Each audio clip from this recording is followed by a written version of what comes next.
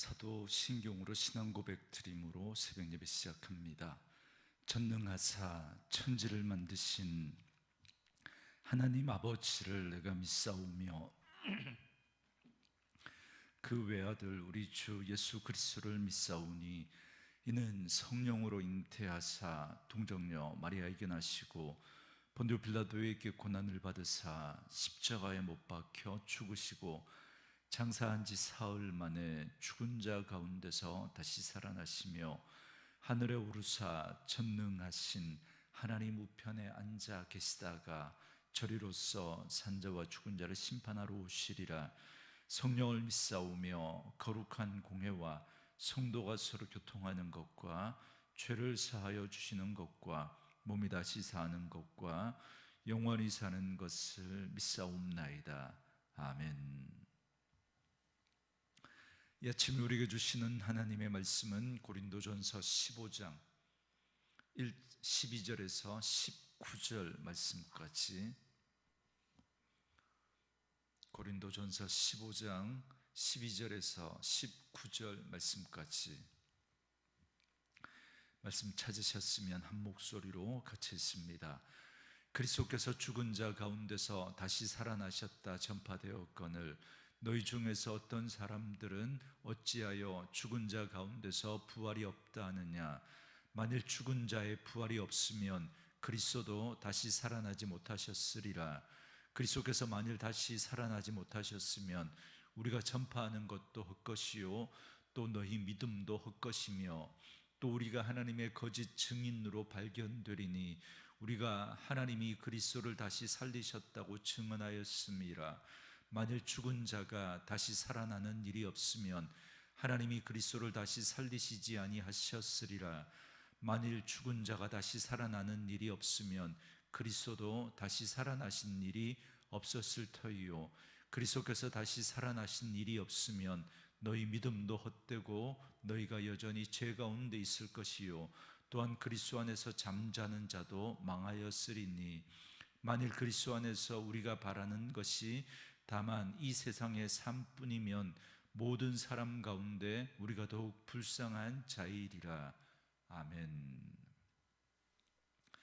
오늘은 함께 읽으신 고린도전서 15장 12절에서 19절 말씀을 중심으로 죽은 자의 부활이라는 제목의 말씀으로 잠시 은혜를 나누겠습니다. 우리 기독교 신앙은 예수 그리스도의 부활 위에 세워져 있습니다. 그렇기 때문에 만약에 그리스도께서 부활하시지 않으셨다면 기독교는 없습니다. 그래서 우리 믿음의 핵심은 예수님의 부활입니다. 따라서 부활을 믿지 못하면 우리의 신앙은 넘어지고 맙니다. 아니죠. 더 정확하게 말하면 부활을 믿지 못하면 그건 처음부터 믿음이라고 말할 수 없습니다. 그런데 고린도 교회의 일부 성도들 중에는 죽은 자의 부활이 없다라고 주장하는 사람들이 있었습니다. 12절 말씀에 그리스도께서 죽은 자 가운데서 다시 살아나셨다 전파되었거늘 너희 중에서 어떤 사람들은 어찌하여 죽은 자 가운데서 부활이 없다 하느냐 그럽니다. 우리가 어제 말씀에서도 살펴봤지만 예수 그리스도께서 성경의 예언대로 우리를 위하여 죽으시고 장사되셨다가 사흘 만에 부활하셨습니다. 이 사실을 목격한 자들의 증언으로 인해서 믿는 자들이 생겨나게 되었고 교회가 세워지게 된 겁니다. 그렇기 때문에 고린도 교회도 바로 이런 부활의 믿음 위에 세워진 교회입니다. 그런데 사도 바울이 떠난 후에 고린도 교회에 많은 문제들이 생겨났습니다. 지금까지 우리가 여러 가지 문제들을 살펴보지 않았습니까? 그런데 그 중에서 가장 심각하고 중차대한 문제가 바로 이 부활에 대한 문제입니다. 고린도 교회 안에 일부 사람들이 죽은 자 가운데서 부활이 없다라고 주장하는 겁니다. 그런데 여러분 잘 보시면 이들이 예수 그리스도의 부활이 없다라고 주장했던 게 아니라 누구의 부활이 없다고 그래요? 죽은 자의 부활이 없다라고 주장했습니다. 만약에 그리스도의 부활이 없다고 주장했다면 아예 그런 사람은 처음부터 기독교인이 될 수 없었을 것이고 교회 안에서도 바로 이단으로 취급을 받았을 겁니다. 그러니까 이들은 예수님의 부활은 믿는데 다만 누구의 부활은 믿지 않는다는 거예요. 죽은 사람의 부활은 믿지 않는다는 겁니다. 어제도 말씀을 드렸지만 이들은 지금 헬라 철학과 사상의 영향을 받아서 이런 주장을 하는 거거든요. 헬라인들은 이원론을 믿었습니다.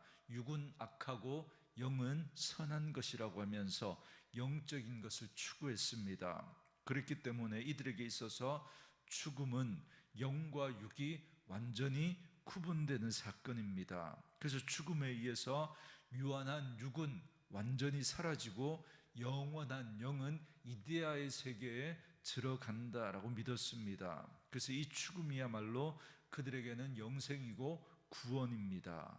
그렇기 때문에 헬라인들에게 있어서 죽은 자의 부활은 있을 수 없는 일이었습니다. 그래서 지금 바울이 지적하고 있는 사람들은 주로 이 헬라 철학의 영향을 받은 영지주의 이단들이었습니다. 보세요.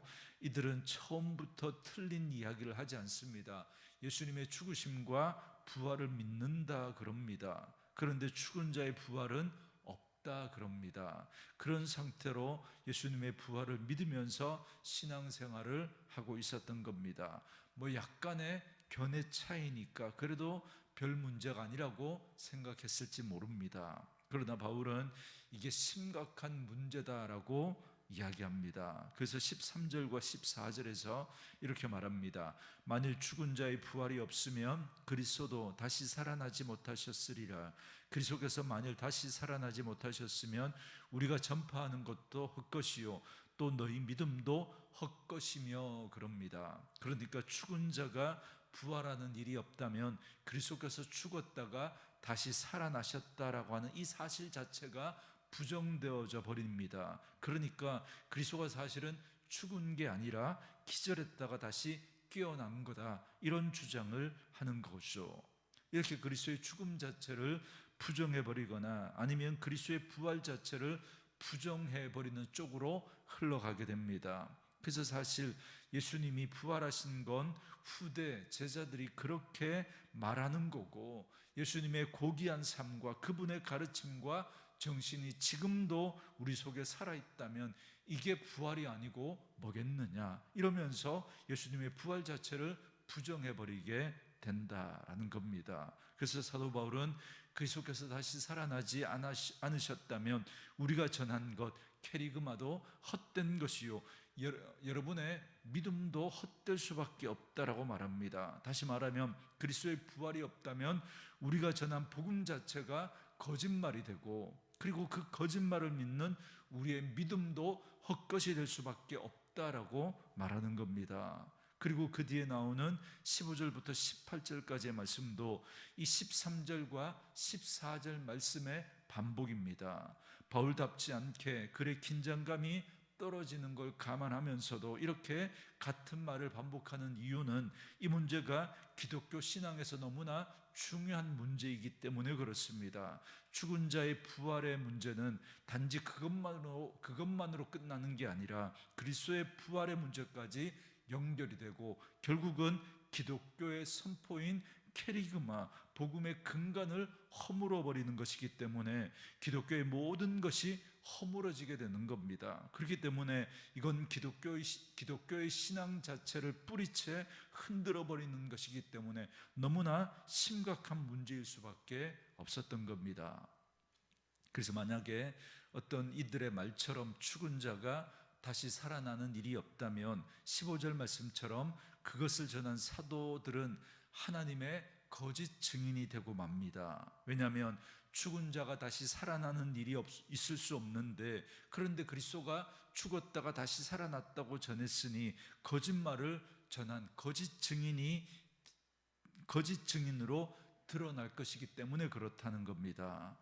이렇게 되면 문제는 더 심각해집니다. 왜냐하면 그리스도께서 다시 살아나신 부활이 없다면 그동안 부활을 믿었던 우리의 믿음이 헛것이 될 것이고, 그러면 우리는 여전히 죄의 문제를 해결하지 못하고 죄 가운데 있게 될 것이기 때문에 그렇습니다. 왜요? 죄의 삭은 사망인데 예수님도 죽었다가 다시 살아나지 못했는데 어떻게 그 예수님이 우리의 죄의 문제, 죽음의 문제를 해결할 수 있겠습니까? 그래서 17절에서 이렇게 말씀합니다.